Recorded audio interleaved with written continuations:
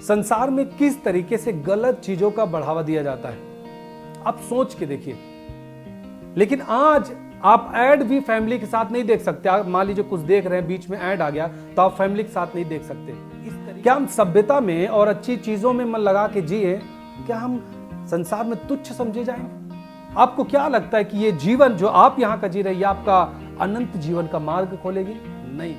ये आपको कोई मिनिस्ट्री नहीं करते, केवल यूट्यूब पे आकर के वचन वचन वचन, खरी शिक्षा बोल के लोगों को भटका देते हैं। यदि हम देखें चौड़ा फाटक और सरल फाटक, इसका क्या मतलब है? वाइड गेट और इजी पाथ, इसका क्या मतलब है? पहला, इसमें क्या है कि हम जब इंटर करेंगे, जब प्रवेश करेंगे तो कोई प्रॉब्लम नहीं होगी, कोई रुकावट नहीं होगी, क्योंकि गेट क्या है? चौड़ा है। जहां से हम इंटर कर रहे हैं, जो एंट्रेंस, जो वहां का द्वार है, वो चौड़ा है। और जब हम प्रवेश करेंगे हमें कोई प्रॉब्लम नहीं होगी, हमें कोई रुकावट नहीं होगी। लेकिन उसका अंत क्या है?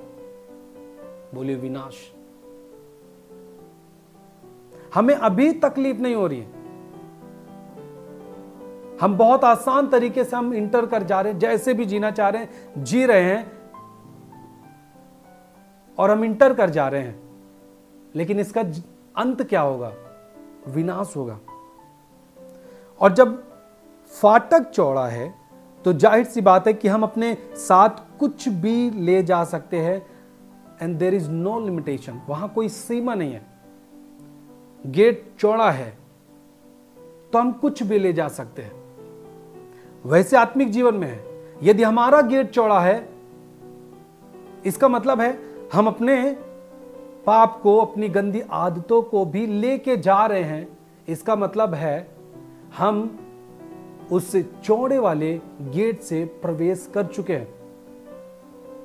यदि आज आप अपने घमंड में जी रहे हैं, देखिए हर व्यक्ति कोई ना कोई मार्ग पे है, ठीक है, या तो जीवन के या तो मृत्यु विनाश के।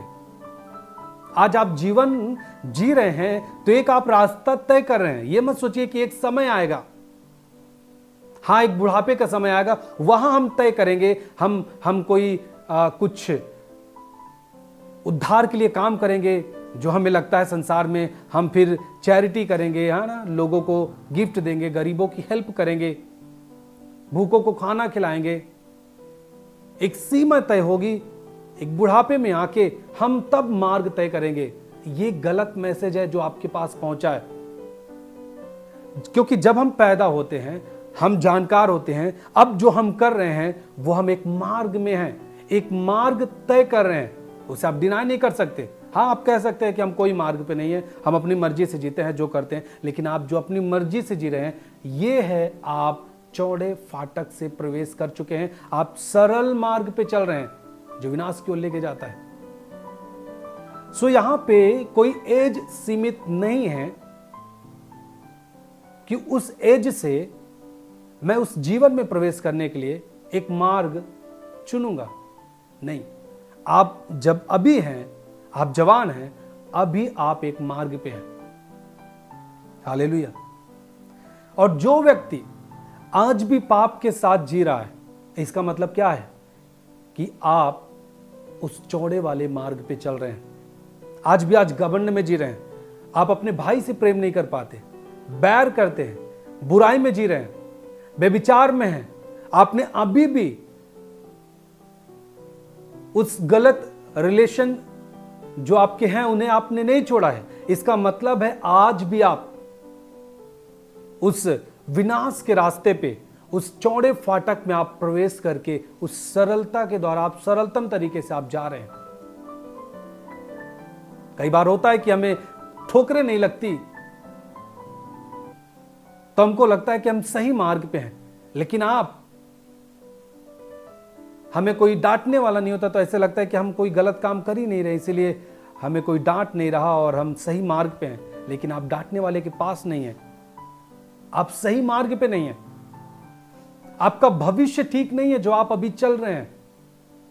अगर आज आप सब कुछ, आप संसार में जैसे थे और आज भी वैसे ही जी रहे हैं, केवल प्रभु का नाम लेके जी रहे हैं और सारा कुछ आप कर रहे हैं, व्यभिचार में है, पाप में है, आज भी आप दारू नहीं पीते, उतनी लत नहीं है, लेकिन आप कहीं भी किसी प्रोग्राम में जाते हैं, आप दारू पीते हैं, हाँ कभी कभी पी लेते हैं, लेकिन आप अभी भी, इसका मतलब है उस चौड़े मार्ग में हैं, उस चौड़े फाटक से आप प्रवेश कर रहे हैं, क्योंकि इजी है, वहां पे कुछ भी हम ले जा सकते हैं, वहां कोई रोकने वाला नहीं, कोई टोकने वाला नहीं, कोई बोलने वाला नहीं, कोई आपको आदेश करने वाला नहीं, कोई आपको समझाने वाला नहीं, वहां सब अपने में मस्त रहते हैं और अपनी मर्जी से चलते हैं। फर्क यह है, मनुष्य अपनी मर्जी से चलता है, वो किसी की सलाह नहीं चाहता, किसी की डांट नहीं चाहता, वो आज चौड़े मार्ग पे है। और जानते इस चौड़े मार्ग पर, इस चौड़े फाटक पर, जो ये रास्ता बहुत ही सरल लगता है, इस मार्ग पर बने रहने के लिए कोई परिश्रम भी नहीं करना पड़ता, आप कुछ भी करते, आप पैदा हुए, आप संसार में हैं, उसी संसार की रीत से आप चलना शुरू कर दें, आसानी से आप उसी रास्ते पे चल रहे हैं जिसका अंत विनाश है, मृत्यु है। एक बात याद रखिएगा, जानते हैं अगर आप अपनी मर्जी के अनुसार जीवन जी रहे हैं और आप चाहते हैं मुझे कोई रोके ना, इसका मतलब है आप चौड़े फाटक से प्रवेश कर चुके हैं, आप बहुत सरल मार्ग पे चल रहे हैं। मैं अपनी मर्जी से जीना चाहता हूं, मुझे कोई बोले ना, माँ बाप कुछ बोलते हैं, आप शांत रहिए, मैं समझदार हूं, मुझे जो करना होगा मैं कर लूंगा, क्या गलत है? मैंने उससे पसंद किया, मैं उससे बात करता हूं, मैं उसके साथ एक रिलेशन रखता हूं, क्या गलत है? दुनिया तो कर रही है। एक माँ बाप जब बच्चे को डांटते हैं, और कई बार बच्चे भी माँ बाप को डांटते हैं कि मम्मी ये गलत है, पापा ये गलत है, जो आप काम कर रहे गलत है, अपनी मर्जी से करते हैं। जहां कोई रोकने टोकने वाला ना हो, इसका मतलब है आप उसी मार्ग पे हैं जिसका अंत विनाश है। हालेलुया। जहां आप गाली देते हुए आराम से पहुंच जाएंगे। आज आप देखिए कि संसार में किस तरीके से गलत चीजों का बढ़ावा दिया जाता है, आप सोच के देखिए। मैं आपको बता रहा हूं, पहले, बहुत पहले मैं प्रभु में नहीं था तो फिल्में देखा करता था। उस समय की जो फिल्में थी वो एक फैमिली के साथ लोग देख पाते थे। मैं आपको देखने के लिए नहीं कह रहा हूं, मैं आपको एक बात बता रहा हूं। लेकिन आज आप ऐड भी फैमिली के साथ नहीं देख सकते। आप मान लीजिए कुछ देख रहे हैं, बीच में ऐड आ गया तो आप फैमिली के साथ नहीं देख सकते। इस तरीके से गलत चीजों का बढ़ावा दिया जा रहा है। एक पानी की कंपनी आती है पानी बेचने के लिए, केवल पानी का प्रोडक्ट पानी पीने के लिए दिखाती है, लेकिन वो नाम एक शराब का रहता है, बियर का रहता है। अगर एक डिटर्जेंट पाउडर का भी एक ऐड दिखाना हो तो उसमें गलत जो चीजें होती है जो लोगों को अट्रैक्ट करे, इस समय में क्या चल रहा है उसी हिसाब से वो ऐड वाले देते हैं और लोग देखते हैं। क्या आपको नहीं लगता कि ये चीजें हमें विनाश की ओर लेके जाएगी? क्या हम सभ्यता में और अच्छी चीजों में मन लगा के जिए, क्या हम संसार में तुच्छ समझे जाएंगे? क्या लोग नहीं जी रहे आज? क्या हम नहीं जी रहे? क्या मसीह में जो लोग हैं वो नहीं जी रहे? आपको क्या लगता है? ये सब सारी चीजें आपको विनाश की ओर लेके जाती है और आपको लगता है बहुत सरल है, कोई तकलीफ नहीं है, पैसा अच्छा है, मेरे पास पावर है, सोर्स है, वो मंत्री जी मेरे साथ हैं, वो विधायक मेरे साथ हैं और मैं कुछ भी करूंगा, गरीबों का हक ले लूंगा, सताऊंगा, गरीबों की जमीन ले लूंगा, उनको मारूंगा, कोई मेरे ऊपर FIR नहीं होगा क्योंकि मेरे साथ बड़े लोग हैं, मेरे साथ उनकी पकड़ है। क्या कर रहे हैं आप? आपको क्या लगता है कि ये जीवन जो आप यहां का जी रहे हैं, आपका अनंत जीवन का मार्ग खोलेगी? नहीं, ये आपको विनाश की ओर लेके जा रही है। आप बहुत सारे लोग इस धरती पर रहते हुए देखते हैं, बड़े बड़े जो अपने आप को डॉन कहने वाले लोग आज मिट चुके हैं, उनका अस्तित्व खत्म हो चुका है, जो गरीबों को सताते थे। और आज भी जो ये काम करता है वो एक दिन उसका नाश आपके सामने होगा। ये बाइबल कहता है कि जो तलवार चलाते तलवार से मारे जाएंगे। परमेश्वर है, न्यायी है।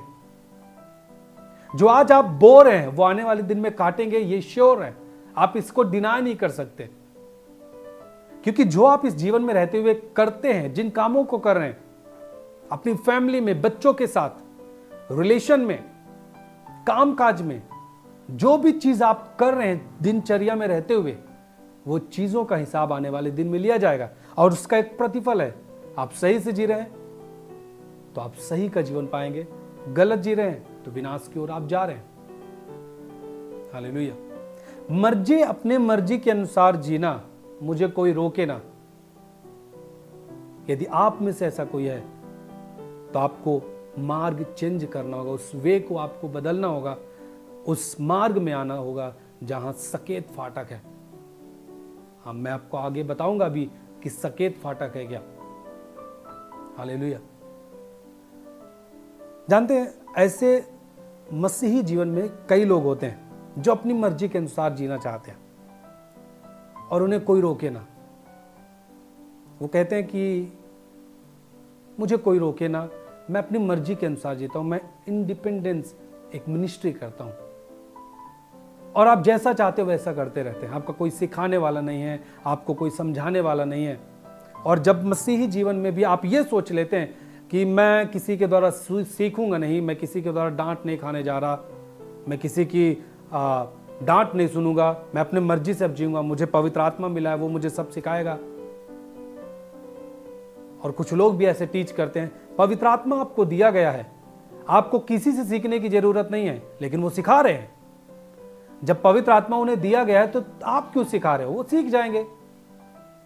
बहुत सारे केवल यूट्यूब पे आके यूट्यूबर्स आते हैं, बहुत वचन को बोलेंगे, बहुत वचन को शेयर करेंगे, चर्च में गड़बड़ियां डालेंगे, चर्च और पास्टर के बीच में गड़बड़ियां डालेंगे, कोई मिनिस्ट्री नहीं करते, केवल यूट्यूब पे आकर के वचन वचन वचन खरी शिक्षा बोल के लोगों को भटका देते हैं। बोलने से खरी शिक्षा नहीं होती। आप क्या काम कर रहे हैं, कौन सी मिनिस्ट्री कर रहे हैं, कौन सी आत्माओं को बचा रहे हैं आप? केवल यूट्यूब पे आकर के किसी भी मैन ऑफ गॉड के बारे में आप बोलते रहते हैं। ऐसे ही लोग कहते हैं कि हमें कोई सिखाने वाली की जरूरत नहीं, क्योंकि आपको पवित्र आत्मा दिया गया है। किसी के प्रार्थना की जरूरत नहीं कि कोई आपके लिए प्रार्थना करे, क्योंकि हमें सब कुछ मिल चुका है। जब ऐसी बात है तो पौलुस क्यों कहता है कि तुम मेरे लिए प्रार्थना करो ताकि मेरे लिए सेवकाई का मार्ग खुले। मैं तुम्हारे लिए प्रार्थना करता हूं, मैं तुम्हें अपने प्रार्थनाओं में याद करता हूं, पौलुस कहता है। और कहता है मैं आऊं ताकि तुम एक नया दान पाओ। दान भी एक मैन ऑफ गॉड के जाने से, हाथ रखने से मिलता है। तो ऐसी शिक्षाएं जो लोग डाल देते हैं लोगों के मन में, और बहुत बड़ा यूट्यूब चैनल है, सब्सक्राइबर्स जाता है, तो उसके हिसाब से आप किसी को मैन ऑफ गॉड समझ के उसको फॉलो ना करें। अपने चर्च के, इसीलिए कहते हैं अपने चर्च के ऊपर फोकस करें।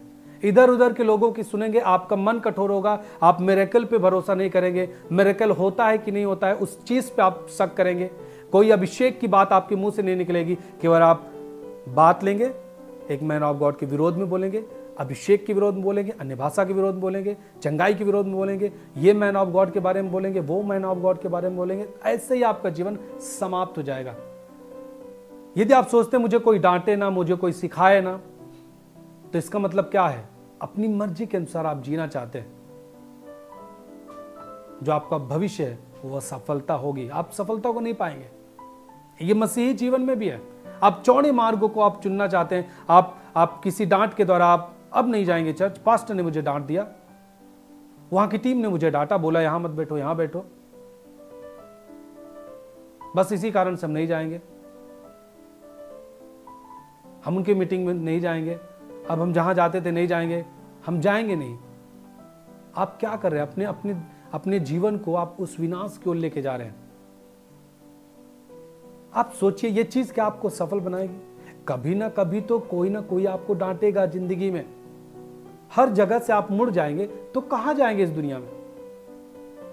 और यदि कोई आपको डांटे और कह रहा है कि चल पाप कर, तब आप ना जाए उसके चर्च में। वो कह रहा है चल दारू पी, थोड़ा थोड़ा ले लिया कर, तब मत जाओ उसके चर्च में। यदि आपको गलत चीज के लिए डांटा है तो कौन सा गलत काम किया है आपका पास्टर? अगर ना डांटे, आपको ना समझाए, तो उसका मैन ऑफ गॉड होना, परमेश्वर का दास होना वैल्यू नहीं रखता। वो आपके जीवन के लिए है, इसीलिए वो आपको डांटता समझाता है। और यदि आज आप कहते हैं कि मैं अपनी मर्जी से चलूंगा, आप आने वाले दिन में असफल होंगे, सफलता नहीं मिलेगी।